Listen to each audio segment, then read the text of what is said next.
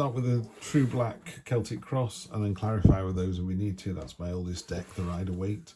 Let's get straight into it. The Entrepreneur card, King of Pentacles. Great to see that.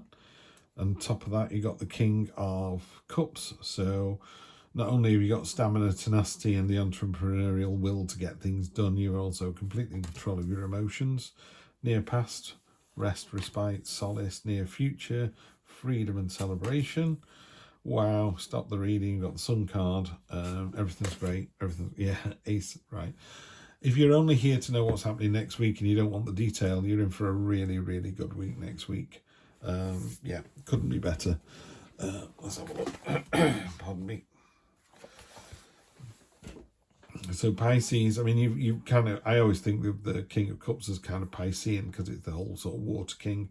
But yeah, Pisces, great week next week. It's going to be incredible. It's just going to be incredible. So we'll let those people go because they just wanted to know if I'm having a good week or not, and then we'll talk about the detail now. Yeah, really good week. Soulmate, Tower, Magician. They should have stayed. The Fool. Wowee, people. Pisces, you've had a couple of ropey weeks, but not this week. Not this week, let me tell you.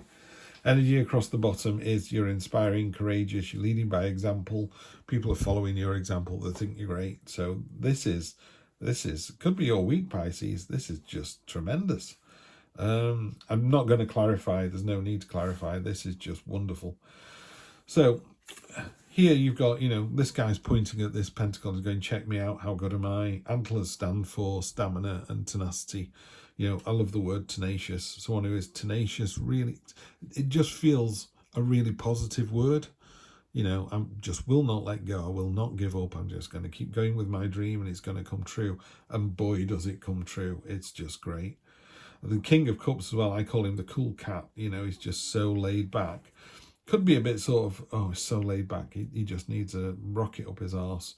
He doesn't. He's just... the way I kind of describe it is he knows when he's frustrated and he knows if he can do something about it or not. And if he can't, he learns to live with the frustration. And conversely, if he's very happy or ecstatic or giddy with excitement, he appreciates that he's giddy and he works out why he's giddy. And it's that second bit that's the important bit. You say to some, like my son has Down syndrome, and if he's going somewhere new, he does things like he lies on the floor and he says, I don't want to go, I've got a pain in my leg. And what he's trying to tell us is he's anxious, but he doesn't understand the word for anxious. He can't get there. So he demonstrates it with another thing like, my arm's broken. It's like, your arm isn't broken. You just don't want to go on the school trip. And then we talk to him about the school trip and come out the other side. So the king doesn't have that. He's able to really drill down into his feelings and understand the core of why he feels the way he feels. And then, of course, he can act on that. Near past, rest, recuperation, rest, respite, solace. Also a minor blessing coming in. That's really lovely. Dead simple. Near future, freedom, celebration. That bird is breaking its chains. It's going off. It could be a marriage, could be a proposal, could be new venture, could be travel. But it's definitely something joyful and abundant and wanted. Down at the bottom, this is literally like a shining the torch on everything. This just lifts the whole reading. The reading was already good. It's just got great. Sun card is joy, celebration, reward, confidence, just joy, just that lovely warm, the sun on your face after snow or rain, or the sun coming up and you just been sat out there and getting a sunrise on your face. I mean, it's like, wow, it's that energy.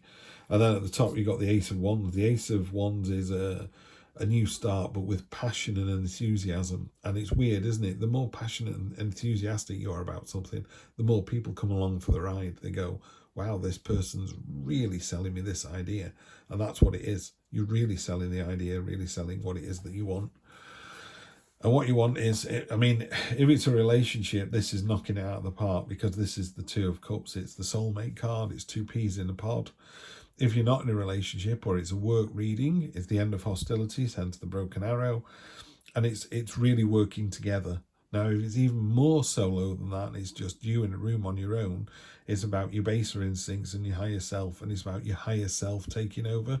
So it's just whatever situation you're in is just made better and better and better. If you're in a relationship with a partner, it's just going great. It's going really, really well. Now, what it warns us about is sometimes people look at you and your relationship and they're jealous and they go, wow, look at those two, they're great. What if something comes in, what if something blindsides, and what if there's an earthquake? How do they survive that? How does their relationship survive? Well, two things. One, it's nobody's business but your own.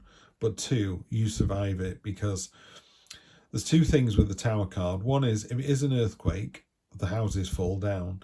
If you live in an earthquake zone, chances are you've built an earthquake-proof house, so it stands up to earthquakes as best as it can. So yeah, you might lose a vase, you might break a window or a mirror, but chances are the house will survive. And relationships are like that.